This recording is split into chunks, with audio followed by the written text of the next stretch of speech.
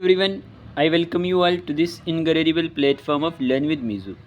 कैसे हैं आप सब अच्छे होंगे, मज़े में होंगे और अपनी प्रिपरेशन अच्छे से कर रहे होंगे। आज की इस क्लास में हम डिस्कस करेंगे स्पेशलाइजेशन, जो हमारे पास सेकंड यूनिट है आपका। इस पे कुछ एमसीक्यूज़ डिस्कस करेंगे। इस वीडियो में हमारे पास 20 एमसीक्यूज़ रहने वाले हैं। देखते हैं आप 20 में से कितना स्कोर करेंगे। इंपॉर्टेंट क्वेश्चन होंगे। आपने क्या करना है, वीडियो को पॉज करना है और पहले खुद आंसर देने की कोशिश करना है। क्लियर? ये वीडियो इंपॉर्टेंट रहेगा आपके लिए। अगर आप चैनल पे नए हैं तो चैनल को सब्सक्राइब कर देना। वीडियो अच्छी लगे तो अपने दोस्तों के साथ शेयर कर देना। ओके, चलिए हम अपनी क्लास को स्टार्ट करते हैं। आज का पहला क्वेश्चन है, dash requires equal enjoyment by women and men of socially valued goods, opportunities, resources and rewards। Option दिए गए, gender equality, gender inequality, gender discrimination, none. Simple सा क्वेश्चन है, आपसे ये पूछा गया है कि डैश रिक्वायर्स इक्वल पूछा गया है, enjoyment by women and man of socially valued goods, opportunities, resources and rewards. तो इस क्वेश्चन का आंसर हमारे पास आपने चूज़ कर लिया होगा। देखें, आप क्या किया करें, एक नोटबुक पास रखा करें और ऐसे कंटिंग लिख लिया करें, और साथ में जो क्वेश्चन आप ठीक करते हैं उसके आगे टिक लगाना है। जो आपको नहीं आता उसको आपने डैश ब्लैंक की तरह छोड़ देना है। लास्ट पे आपने देखना है कितना स्कोर आपने किया है और वो आपने वीडियो के कमेंट बॉक्स में बताना है। क्लियर? इस क्वेश्चन का आंसर है हमारे पास जेंडर इक्वेलिटी। देखिए, जेंडर इक्वेलिटी जो होती है यही रिक्वायर्स करती है इक्वल इंजॉयमेंट बाय वुमेन के थ्रू या मैन के through of socially valued goods, opportunities, resource and rewards. Clear? Important question था, याद रखना।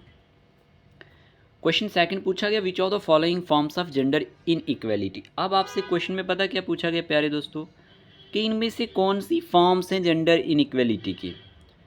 Women works longer than man, या फिर inequality in employment and earning, या फिर ओनरशिप इन इक्वेलिटी, या फिर ऑल ऑफ दिस। देखिए, समझ के इस क्वेश्चन का आंसर देना। इस क्वेश्चन का आंसर आपने चूज़ कर लिया होगा। इस क्वेश्चन का आंसर है हमारे पास ऑल ऑफ दीज। देखिए, पूछा गया था आपसे कि forms of gender inequality क्या होती है। Women works longer than man, ये भी है। Inequality in employment and earning, ये भी है। और ओनरशिप इन इक्वेलिटी भी, ये भी है। तो ये सारी की सारी फॉर्म्स हैं जेंडर इन इक्वेलिटी की, आपने याद रखना है, इंपॉर्टेंट होगा। क्वेश्चन नंबर थर्ड की बात करते हैं। Dash is a set of ideas. देखें क्वेश्चन क्या पूछा गया। क्वेश्चन है आपके सामने, dash is a set of ideas originating with the believe that women are not subordinate to man, are only valuable in relationship to man. Feminist theory, rational theory, functional theory, none of this. किसके according ये बताया गया है, किस theory के according ये हमारे पास है।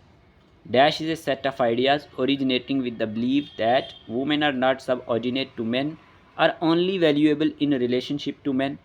तो इस क्वेश्चन का आंसर है प्यारे दोस्तों हमारे पास यहाँ पे फेमिनिस्ट थ्योरी। फेमिनिस्ट थ्योरी जो है ना हमारे पास, option number A, is a set of ideas originating with the believe that women are not subordinate to man, are only valuable in relationship to man. Important होगा, याद रखना, ये सारी थ्योरीज पढ़ लेना। Functional theory, rational theory, feminist theory, ये क्या है, और ये फेमिनिस्ट थ्योरी के अकॉर्डिंग ये बात की गई है। ठीक है। क्वेश्चन नंबर 4 आपके सामने पूछा गया।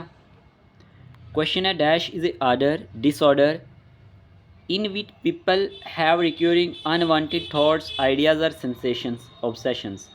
PTSD ऑर्डर्स, गैड ऑर्डर्स, डिसऑर्डर्स, या फिर चाइल्ड एब्यूज़ डिसऑर्डर की बात कर रहा हूँ, या फिर ऑब्सेसिव कंपल्सिव डिसऑर्डर जिसे आप OCD कहते हैं। किसके अकॉर्डिंग ये हमारे पास बताया गया है, बताएं ज़रा।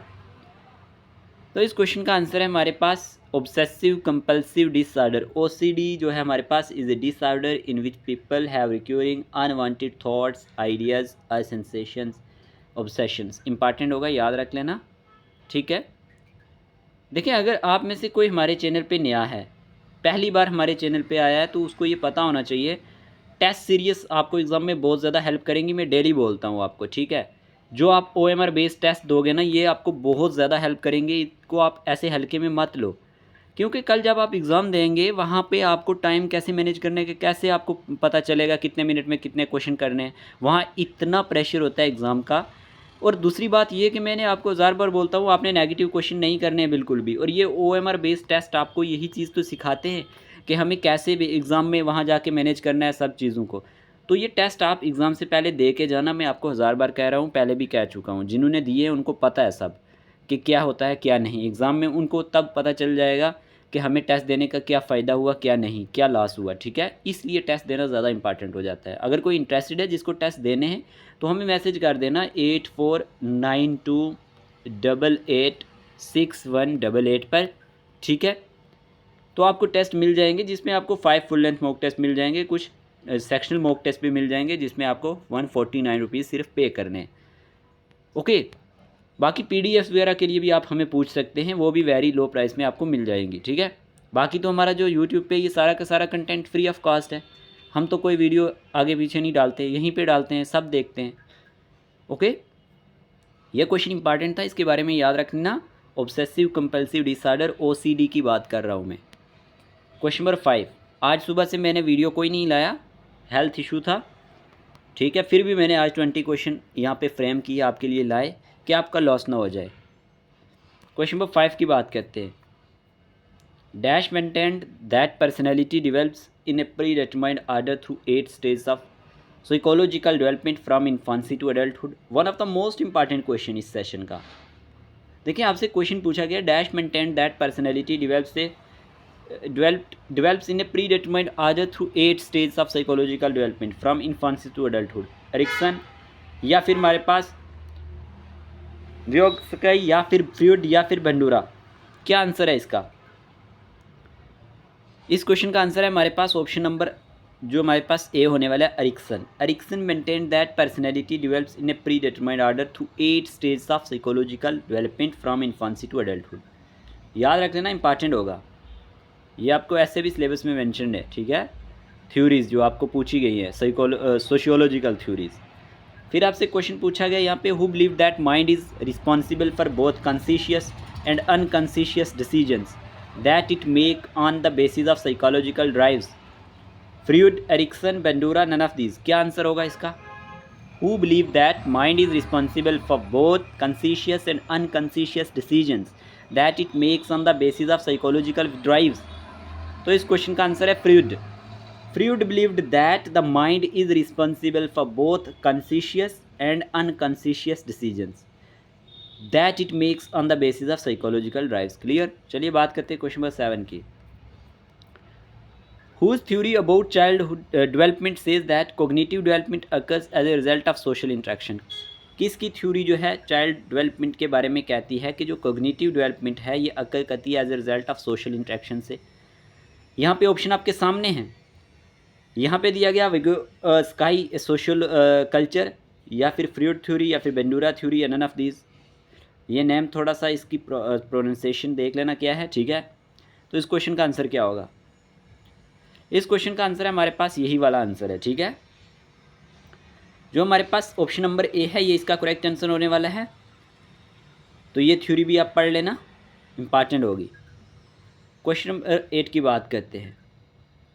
Whose social learning theory suggest that observation and modelling play primary role in how and why people learn.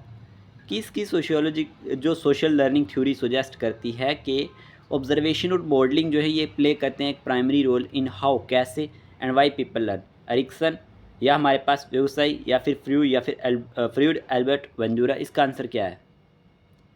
इस क्वेश्चन का आंसर है हमारे पास एल्बर्ट बंडूरा, ठीक है। एल्बर्ट बंडूरा के अकॉर्डिंग क्या है, सोशल लर्निंग थ्योरी सजेस्ट करती है कि ऑब्जर्वेशन एंड मॉडलिंग क्या है ये प्ले करते हैं एक primary role in how and why people learn. Important होंगी, याद रखना ये 4 क्वेश्चन जो मैंने डिस्कस किए कि अब तक कोई एक आ जाए एग्जाम में। बात कर लेते हैं क्वेश्चन नंबर 9 की। Dash is a feeling of fear, dread and uneasiness, anxiety, wellness, relaxation, none. तो इस क्वेश्चन का आंसर क्या है? इस क्वेश्चन का आंसर है एंग्जाइटी। ये एक ऐसी फीलिंग होती है जिसमें फेयर होता है, ड्रेड होती है और अनईजीनेस। ऑप्शन नंबर ए इसका करेक्ट आंसर है। चलिए बात करते हैं क्वेश्चन नंबर 10 की। How many sections are in the POCSO act. बताएं ज़रा पोक्सो एक्ट में कितने हमारे पास सेक्शन है? यहाँ पे क्वेश्चन पूछा गया है, how many section are there are in the POCSO act. 46, 23, 35, none of these. तो कितनी सेक्शन है इसकी सेक्शन है हमारे पास 46। Clear. There are 46 sections are there in जो हमारे पास इन द पोक्सो एक्ट। ये आप याद रख लेना, इसकी फुल एब्रीवेशन भी याद रखना, इंपॉर्टेंट होगी। आप में से देखते हैं इसके बारे में कौन एक्सप्लेन करके कमेंट बॉक्स में बताएगा। सब की हेल्प हो जाएगी। कोई एक यहाँ पे बताएगा तो सब उसको रीड करके उन सब की हेल्प हो जाएगी। ऐसे भी हेल्प की जा सकती है एक कमेंट के थ्रू। चलिए बात करते हैं the 5 main stage of Freud theory of personality development are the, कि जो 5 मेन स्टेज हैं Freud theory of personality development की वो कौन कौन सी हैं? Oral and anal, phallic, latent and genital, all of the above. जो मेन 5 स्टेज हैं Freud theory of personality development की वो क्या है, ये पूछा गया। ये क्वेश्चन भी अपने आप में बहुत इंपॉर्टेंट है। इस क्वेश्चन का आंसर है ऑल ऑफ दी अबव। देखें हम बात करते हैं ओरल एंड एनल की, फैलिक की, लेटेंट एंड जेनिटल की। ये सारी की सारी मेन स्टेज से Freud theory of personality development की, तो याद रख लेना, इंपॉर्टेंट होगा। देखिए जो भी हमें मैसेज करेगा 8492886188 पर, ठीक है, जो सुपरवाइज़र की तैयारी कर रहे हैं उनको ग्रुप में भी ऐड कर दिया जाएगा और ग्रुप में भी आपको बहुत बेनिफिट मिलेगा। जितने भी हम क्विज़ क्वेश्चन होते हैं ना, या कोई डाउटेड क्वेश्चन होते हैं जिनमें डाउट होता है, वो हम डाल देते हैं। बहुत सारे एस्पिरेंट हमें डिफरेंट चैनल के क्वेश्चन भेजते रहते हैं, ये वो, या उनकी समझ में कोई नहीं आता, कोई बुक पे गलत होता है, ये वो। इस तरह से भी आपकी हेल्प हो जाती है वहाँ पे, है नी। क्वेश्चन नंबर 12 की बात कर लेते हैं। Dash is defined as any action that intentionally harms और इंजर्स एन अदर पर्सन। बताएं ज़रा, abuse, phobia, panic disorder, none of these. तो dash is defined as any action that intentionally जो हार्म्स करता है या इंजर्स करता है दूसरे पर्सन को, उसको क्या कहते हैं?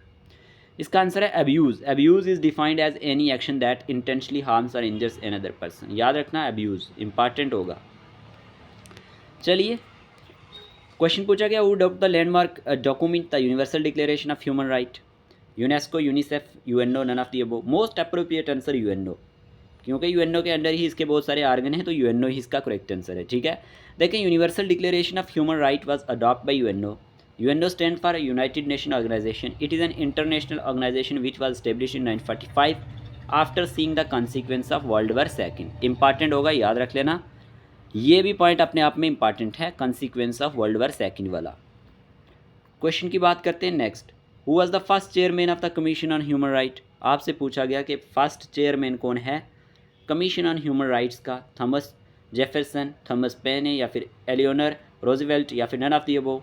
तो इस क्वेश्चन का आंसर है हमारे पास option number C, Eleanor Roosevelt जो थी ये हमारे पास फर्स्ट चेयरमैन थे, पर्सन थे कमीशन ऑन ह्यूमन राइट के। और the universal declaration of human right is applicable to every individual regardless of religion, race, gender और कल्चर बैकग्राउंड। तो इतना आपको पता होना चाहिए। क्वेश्चन पूछा गया नेक्स्ट हमसे 15, how many articles are there in the universal declaration of human right? देखिए मैंने एक आर्टिकल थ्योरी पोर्शन लाया था इस पे वीडियो मैंने, वो आप सारे आर्टिकल पढ़ लेना, यहाँ से क्वेश्चन 1-2 देखने को मिलेगा आपको। How many articles are there in the universal declaration of human right, पक्का एक क्वेश्चन आपको देखने को मिलेगा। 15, 20, 30, 35। तो इस क्वेश्चन का आंसर है 30 आर्टिकल्स हैं इसके अंदर, 30 articles of the universal declaration of human right. इनकी डेट भी याद रख लेना, इंपॉर्टेंट होगी। क्वेश्चन पूछा गया, which of the following year is observed as international year of child? बताएं ज़रा, कौन सा ईयर जो है जो ऑब्जर्व किया जाता है इंटरनेशनल ईयर ऑफ चाइल्ड के तौर पे? 1949, 1959, 1979, none of the above. Which of the following year is observed as international year of child? तो इस क्वेश्चन का आंसर है the year 1979 is proclaimed as the international year of the child by UNESCO. ठीक है, चलिए बात कर लेते हैं नेक्स्ट क्वेश्चन की। Where is an international criminal, यहाँ पे हमारे पास इंटरनेशनल क्रिमिनल कोर्ट कहाँ पे लोकेट करता है, ये पूछा गया है। जनीवा, ब्रुसेल्स, पेरिस, हेग में। क्या होगा इसका answer? International criminal court located in, यहाँ पे है इसका answer, its head quarter in the Netherlands. किस, कहाँ पे है? नैदरलैंड में, एट हेग में। इंपॉर्टेंट होगा, नैदरलैंड में, और कहाँ पे? हेग में। चलिए क्वेश्चन नंबर नेक्स्ट बात करते हैं 18 की। The convention on the elimination of all forms of discrimination against women was adopt by United Nation General Assembly on 18th September 1979, on 16th December 1979, on 15th December 1979, none of these। इस question का answer क्या है? इस question का answer है on 18 December 1979। ठीक है, option number A, the convention on the elimination of all forms of discrimination against women was adopt by the United Nation General assembly. It entered into force as an international treaty on 3rd September 1981 after the 20th country had ratified it. By the 10th anniversary of the convention in 1889, almost 100 nations have agreed to be bound by its provision। ये points भी आप याद रख सकते हैं, important है। Question number हमारे पास पूछा गया 19, article 10, 11 and 13 respectively affirms women rights to non discrimination in education, employment, economic and social activities, all of these. जो आर्टिकल 10, 11 और 13 है ये रिस्पेक्टिवली एफर्म करता है वुमेन राइट्स को टू नॉन डिस्क्रिमिनेशन इन, तो इस क्वेश्चन का आंसर है ऑल ऑफ दिस। देखिए आर्टिकल 10, 11 एंड 13 की बात करें, रिस्पेक्टिवली एफर्म करता है women rights to non discrimination in education, employment and economic and social activities. चलिए आज का last question, which of the following is the first charter of human rights, one of the most important question. इनमें से कौन सा first charter है human rights का? Bills of right, constitution of media, the Cyrus calendar, none of the above. तो इस question का answer है the Cyrus calendar is now recognised as the world first charter of the human right. ठीक है, option number सी इसका correct answer था। Facebook पे भी आप फॉलो कर सकते हैं, इंस्टाग्राम पे भी कर सकते हैं, यूट्यूब पे आप हैं और व्हाट्सएप पे भी आप ऐड हो जाएंगे। ये हमारे सोशल मीडिया हैंडल से। बाकी कितने क्वेश्चन आपने ठीक किए जल्दी से कमेंट बॉक्स में बता दें। एक क्वेश्चन और है 21 भी है यहाँ पे, हु वाज द यहाँ पे है when was the universal declaration of human rights adopt by UNO, 10 December 1946, 10 December 1947, 10 December 1948, 10 December 1949। तो इस क्वेश्चन का answer the universal declaration of human rights which was adopt by the UN General Assembly on 10 December 1948 was the result of experience of the second world war. तो ये अपने points याद रखने हैं। ठीक है, होप आपके ये काम आएंगे। ये क्वेश्चन इंपॉर्टेंट थे और आपको एक आइडिया भी हो गया होगा किस तरह के क्वेश्चन एग्जाम में आ सकते हैं। क्लियर? आज की वीडियो के लिए इतने रखते हैं, मिलते हैं नए लेक्चर के साथ। तब तक के लिए टेक केयर ऑफ़ योरसेल्फ।